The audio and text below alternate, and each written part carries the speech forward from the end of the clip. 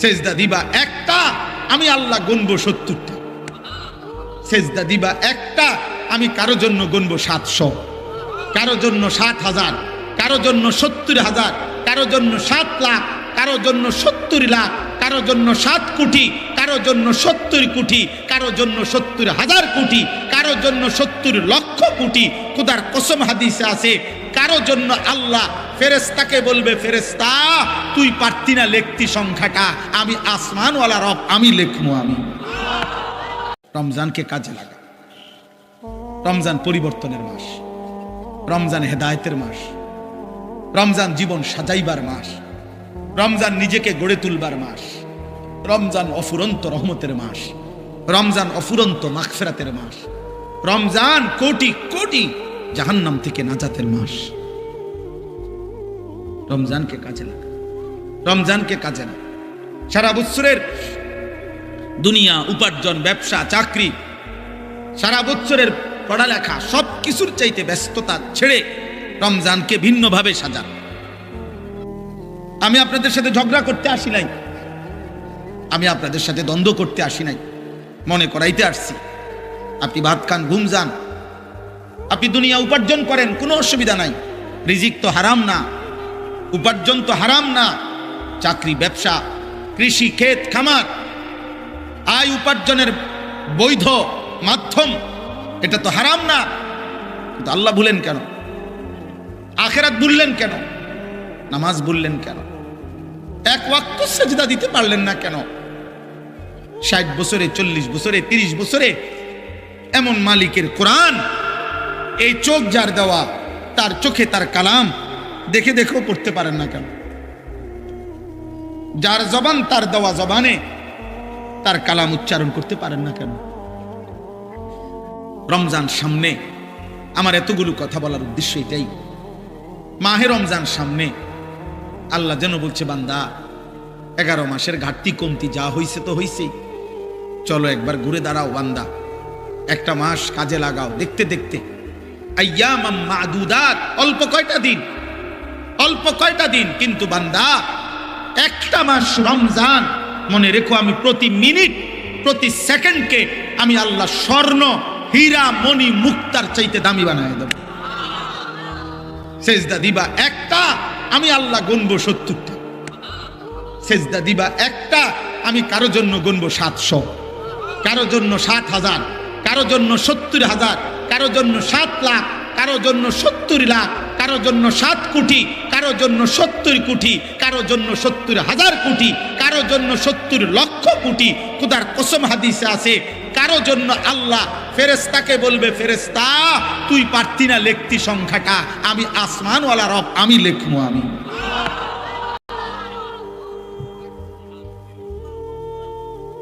তোমার ক্যালকুলেশনে হবে না রে বান্দা, ফেরেশতা তোমার কম্পিউটার এটা ধরবে না। আনা আজিজি বিহি, আমার রোজাদার বান্দার প্রতি সেকেন্ডের বিনিময়ে আমি লিখবো। আমি, তুমি ভাবতা না? সেই রমজান আমাদের সামনে, এইটাই মনে করাইতে আসছি। বলছি যে কিশোর ভাই, যুবক ভাই, গত 11 মাসের ব্যস্ততা থেকে বাবা, মা, বোন, পর্দার আড়ালের মা, উপস্থিত বয়স্ক চাচা, বাবা, অভিভাবক, সবাই আমরা মুসলমান। আরেকবার ঘুরে দাঁড়া, রমজানকে কাজে লাগা। রমজান পরিবর্তনের মাস, রমজান হেদায়েতের মাস, রমজান জীবন সাজাইবার মাস, রমজান নিজেকে গড়ে তুলবার মাস, রমজান অফুরন্ত রহমতের মাস, রমজান অফুরন্ত মাগফিরাতের মাস, রমজান কোটি কোটি জাহান্নাম থেকে নাজাতের মাস। রমজানকে কাজে লাগা, রমজানকে কাজে লাগা। সারা বছরের দুনিয়া, উপার্জন, ব্যবসা, চাকরি, সারা বছরের পড়ালেখা সব কিছুর চাইতে ব্যস্ততা ছেড়ে রমজানকে ভিন্নভাবে সাজান। আমি আপনাদের সাথে ঝগড়া করতে আসি নাই, আমি আপনাদের সাথে দ্বন্দ্ব করতে আসি নাই, মনে করাইতে আসছি। আপনি ভাত খান, ঘুম যান, আপনি দুনিয়া উপার্জন করেন, কোনো অসুবিধা নাই। রিজিক তো হারাম না, উপার্জন তো হারাম না। চাকরি, ব্যবসা, কৃষি, ক্ষেত খামার, আয় উপার্জনের বৈধ মাধ্যম, এটা তো হারাম না, কিন্তু আল্লাহ ভুলেন কেন? আখিরাত ভুললেন কেন? নামাজ ভুললেন কেন? এক ওয়াক্ত সেজদা দিতে পারলেন না কেন? 60 বছরে, 40 বছরে, 30 বছরে এমন মালিকের কোরআন, এই চোখ যার দেওয়া, তার চোখে তার কালাম দেখে দেখেও পড়তে পারেন না কেন? যার জবান, তার দেওয়া জবানে তার কালাম উচ্চারণ করতে পারেন না কেন? বলে কেন পারেন না? বলে এই আফসোসের কি জবাব দিবেন? এই আফসোসের কি জবাব? কিয়ামতের দিন আল্লাহ এই পাপী এবং পাপীর দোসর একসাথ করে এদেরকে বলবেন, ওয়াকিফুহুম ইন্নাহুম মাসউলুন। ফেরেশতা এদেরকে দাঁড় করাও, আমি জিজ্ঞেস করব বান্দা, মা লাকুম লা তানাসারুন। সাংঘাতিক কথা আল্লাহ বলবেন সেদিন প্রত্যেক পাপীকে এবং তার পাপের সঙ্গীদেরকে একসাথ করে আল্লাহ বলবেন, মা লাকুম লা তানাসারুন। এই নাফরমান, তোর কি হলো? তোরা একজন আরেকজনকে আজ সাহায্য করছো না কেন? সেদিন না বলছিলা তুমি, দোস্ত তুই নিশ্চিন্ত থাক, আমি তোর পাশে আছি। আল্লাহ বলেন, সেদিন না বলছিলা দুনিয়াতে, আজ তাকে সাহায্য করছো না কেন? মা লাকুম লা তানাসারুন, কি হলো তোমাদের? পরস্পরকে সাহায্য করছো না কেন? বাল হুমুল ইয়াউমা মুস্তাসলিমুন। আল্লাহ বলে, না, যার কেউ সাহায্য করবে না, বরং প্রত্যেকেই আমি আল্লাহর সামনে মাথা নুয়ে পড়বে। স্যারেন্ডার, নেতাও স্যারেন্ডার, কর্মীও স্যারেন্ডার, বন্ধুও মাথা নুইবে, সহযোগীও মাথা নুইবে, প্রত্যেকেই মাথা নুয়ে ফেলবে। পাপীও, পাপের সঙ্গীও, পাপ কাজের সহযোগিতাকারীও। এজন্য এটা বড় মারাত্মক। আমি তো করি নাই, না না, সহযোগী হলেও বিপদ। আল্লাহ নবী বলছে, যেমন হাদিসে আছে, লাআনাল্লাহু আকিলার রিবা ওয়া মুকিলাহু ওয়া শাহিদাইহি ওয়া কাতিবাহু। আল্লাহ নবী বলছে, যে সুদ খায় তার উপরে আল্লাহর লানত, যে সুদ দেয় তার উপরে আল্লাহর লানত, যে সুদের সাক্ষী থাকে তার উপরে আল্লাহর লানত, যে সুদের কথা লিখে দেয় তার উপরে আল্লাহর লানত। লানত, লানত, লানত। কিছু বলার থাকলে নবীকে বললেন। আপনার যদি কোনো আপত্তি থাকে, অসুবিধা, কেউ যিনি বলছেন ওনারে বলেন। উনি আছেন মদিনা শরীফে, ওনার কাছে গিয়ে বলে আসেন, রওজা শরীফে গিয়ে, যে আপনি এটা বললেন কেন, এত বড় কথা বললেন কেন? আমরা মুসলমান, আমাদের আখিরাত ভুলে গেলে চলবে না। আমরা মুসলমান, আমাদের আল্লাহ ভুললে চলবে না। আমরা মুসলমান, আমাদের নবী ভুললে চলবে না রে আব্বা। দৃশ্যমান এই দুনিয়া আমাদেরকে ছেড়ে দিতে হবে, আমাদেরকে চলে যেতেই হবে, আমাদেরকে ফিরতেই হবে আপন নিড়ে, সেটা কবর। আমাদেরকে ফিরতে হবে শুধু আরো সামনে, সেটা হাসরের মাঠ। আমাদেরকে যেতে হবে আরো সামনে, সেটা ফুলসেরা। আমাদেরকে যেতে হবে আরো সামনে, সেটা জান্নাত কিংবা জাহান্নাম। থামবেন সেদিন, জান্নাতে বা জাহান্নামে যাবেন যেদিন। এর আগে এই পথ চলা থামবে না, সামনে যেতে হবে, সামনে আগে বাড়ে। ইরতাহালাতিদ দুনিয়া মুদবিরা ওয়ার তাহালাতিল আখিরাতু মুকবিলা।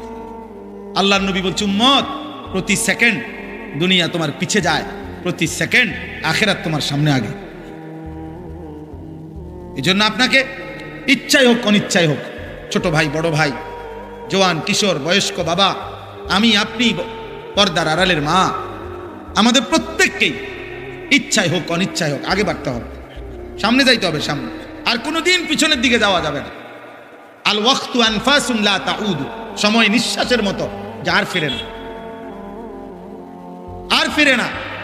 এই জন্য আগামীর সময়টা আপনাদের কাছে এতগুলো কথা বলার অর্থ হলো, আমি আপনাদেরকে বলতে চাই এটা, আমরা আপনারা ভাই ভাই, আমরা আপনারা আপনজন, মুসলিম পরিচয়ধারী, আমরা প্রত্যেকেই আপন। কাল বুনিয়ান, আমরা একটি বিল্ডিং এর মতো, আমরা ভাগ না। আমরা হুজুর, আপনারা জেনারেল, না না। আমরা হুজুর, আপনারা পাবলিক, না না। আমরা মুসলমান। আমরা কি বলেন না কেন? অতএব কিশোর ভাই, নওজোয়ান, একটা একটা ছেলেকে বলি, আব্বা ভাই তুমি আমার মতো হও, নয় আমারে তোমার মতো বানাও। আপন দুই ভাই, আপন মুসলমান, আলাদা হবা কেন? আলাদা হইবা কেন? তোমার পক্ষে তুমি যুক্তি দাও। আমার কোরআন থেকে আমি বলি, তুমি ইনসাফের সাথে ফয়সালা করো। যদি বিবেক মরে না যায়, যদি লজ্জা মরে না যায়, তো ইনসাফ করো। এক ওয়াক্ত নামাজ যে পড়ে না, পৃথিবীতে তাকে কোন যুক্তিতে ভদ্র সভ্য তাকে কেন বলা হবে? এত বড় সৃষ্টিকর্তার কৃতজ্ঞতা যার মধ্যে নাই, সে বেয়াদব না তো বেয়াদবটাকে বলেন? আপনি ইনসাফ করেন। আমরা মুসলমান, আর যদি বলেন আমি মানতে কোনোভাবে রাজি না, তো মুসলিম পরিচয় ছেড়ে দেন, মুসলিম পরিচয় ত্যাগ করেন। তো সেটাও তো করবেন না। তা তাইলে আর এই দোটানা কি লাভ? এই কি লাভ? একটা লোক বুজুর্গানে দিন বলছে, মনে করেন এর দূর হইতে পারতো না। মনে করেন একটা লোক, আমি মসজিদের ভিতরে, মানে মসজিদের এই দরজায় আমি ভিতরে একটা পাও দিলাম, বাইরে এক পাও দিলাম। কথা বুঝেন নাই? আমি মসজিদের ভিতরে, আমি মসজিদের বাইরে, এরম হইতারত। মুসলমান এমন হইতারত যে এক পা ভিতরে এক পা বাইরে, এটা না। আল্লাহ কোরআনে বলছেন পুরা পুরা পুরা মাথার চুল থেকে পায়ের নখ পর্যন্ত তোমার পুরা বডি ইসলামের মধ্যে ঢুকা। তোমার ঘরের প্রথম কোণা থেকে শেষ কোণা, তোমার রাষ্ট্রের প্রথম কোণা থেকে শেষ কোণা, তোমার জীবনের প্রথম অংশ থেকে জীবনের শেষ আয়োজন, সবখানে ইসলাম ঢুকা। উদখুলু ফিস সিলমি কাফ, এটা আমাদের জন্য জরুরি। আপনি যদি বলেন হুজুর আমনগো মধ্যে তো অনেক ত্রুটি, হ্যাঁ, আমার ত্রুটির জন্য আপনার কাছে আমি দোয়া চাই, আপনি আমার লাগে দোয়া করেন। আমরা আপনাদের জন্য দোয়া করি না, তো আমাদের ত্রুটি দেখলে আমার লাগে দোয়া করবেন। বুঝেন নাই কথাটা? কিন্তু আপনি যখন দেখছেন আমি আগুনে পুড়ে গেছি, তো এই কারণে আপনি ইচ্ছা করে আগুনে পুড়ে যাবেন, তো তাইলে এই জন্য আমরা প্রত্যেকের এটা, আল্লাহ নবী সাল্লাল্লাহু আলাইহি সাল্লাম বলছেন আল মুমিনু মিরআতুল মুমিন, এক মুমিন আরেক মুমিনের আয়না। আয়না আয়না আয়নায় দাঁড়াইলে যেমন চেহারার দাগ চিহ্ন স্পট বোঝা যায়, এক মুমিন আরেক মুমিনের সামনে দাঁড়াইলে ওই মুমিনের জন্য তার কল্যাণকামিতা ফুটে ওঠে। তার ক্ষতি, তার গুনাহ, তার নাফরমানি জীবন দেখলে তার কলিজায় ব্যথা ওঠে, তার কলিজায়। আল্লাহ নবী সাল্লাল্লাহু আলাইহি সাল্লাম হাদিসের মধ্যে আছে ওয়া আনা আখিযুন বিহুজাজিকুম, নবীজি বলছে উম্মত, আমি চেয়েছি গত 23 বছরে তোমাকে জাহান্নাম থেকে বাঁচাইতে। কেমনে চাইছি, মানে আমার অস্থিরতাটা কেমন ছিল? নবীজি বলছেন, মনে করেন এই হাত আওলাদ ভাইয়ের, তো আমি ওনার হাত ধরে বললাম, ভাই আপনি ফিরেন, আল্লাহর দিকে আসেন, গুনাহ থেকে বাঁচেন, জাহান্নামের আগুন থেকে বাঁচেন। উনি আমার হাত থেকে টাইনা খুলে ফেললো, আচ্ছা ঠিক আছে, এটা সম্ভব। এবার আমি ওনার কাঁধে হাত দিয়ে বললাম, না ভাই আপনি এই ভুল করেন না ভাই, এটা গুনাহ, এটা পাপ, আপনি জাহান্নামের রাস্তা থেকে ফিরেন। উনি মনে করেন আমার হাত টান দিয়া কাঁধের থেকেও ফেলে দিছে। এইবার আমি, আমার যেহেতু দিলের মধ্যে পেরেশানি যে আমি ওনারে বাঁচাইতেই হবে জাহান্নাম থেকে, এবার আমি ওনার কোমরের মধ্যে জড়াইয়া ধইরা, কোমরের মধ্যে এরকম জড়াইয়া ধইরা বললাম, না রে ভাই তুমি আমারে গুসাও আর কিলাও, যাই করো, আমি তোমারে জাহান্নামের আগুনের দিকে যাইতে দেব না, আমি তোমাকে ফেরাইতেই চাই। এই কোমরে জড়াইয়া ধরলে এই বাঁধন খোলা কঠিন না? কথা বলেন না কেন? আল্লাহর কসম, নবীজির হাদিসের অর্থ এটা। তিনি বলছেন, উম্মত, আমি চেয়েছি আমার একটা একটা উম্মতকে কোমরে জড়াইয়া ধরে হলেও জাহান্নামের আগুন থেকে বাঁচাতে। এই হুজাজি কোমর থেকে, কোমর কোমর কোমর থেকে ছুটবা কেন? আবু জেহেলকে নবী সাল্লাল্লাহু আলাইহি সাল্লাম তারিখে ইবনে খাল্লিকানের মধ্যে আছে 4000 বার নবী শুধু আবু জেহেলকে কালেমার দাওয়াত দিয়েছে। 4000, জি জি 4000, 4000। কি পরিমাণ চেষ্টা করছে। 950 বছর নূহ আলাইহিস সালাম মানুষকে জাহান্নাম থেকে ফিরাইতে চাইছে। 950 বছর, 950 বছরে হাজার হাজার বার, লক্ষবার উনাকে পাথর মারা রক্তাক্ত করে বেহুশ কইরা, আমরা তাফসিরে পড়ছি, নূহ আলাইহিস সালামকে ধইরা কাফের গুলা ওনার বেহুশ শরীর, রক্ত মাখা শরীরটা নিয়া ডাস্টবিনের ময়লার মধ্যে ফেলে দিয়ে আসতেন, ছুঁড়ে মারতেন। নূহ আলাইহিস সালাম হুঁশ আসলেই রক্ত মাখা চেহারা মুছেই নূহ আলাইহিস সালাম বলতেন, আল্লাহ আমি আমার কওমের কাছে আবার যাব, আপনি মাফ করে দেন, আযাব দিয়েন না, আমি আবার করব। 950 বছর পরে আল্লাহ জানাইছে আর ইমানদার হবে না কেউ। কিন্তু যেদিন তুফান শুরু হয়েছে, নূহ আলাইহিস সালাম, এই কোরআনে আছে রে আব্বা, সূরা হুদের মধ্যে, সেই দিনও যেদিন আল্লাহ বলছে নূহ আর ইমানদার হবে না কেউ, আন্নাহু লা ইউমিনা ইল্লা মান কাদ আমানা, আর কেউ ঈমান আনবে না।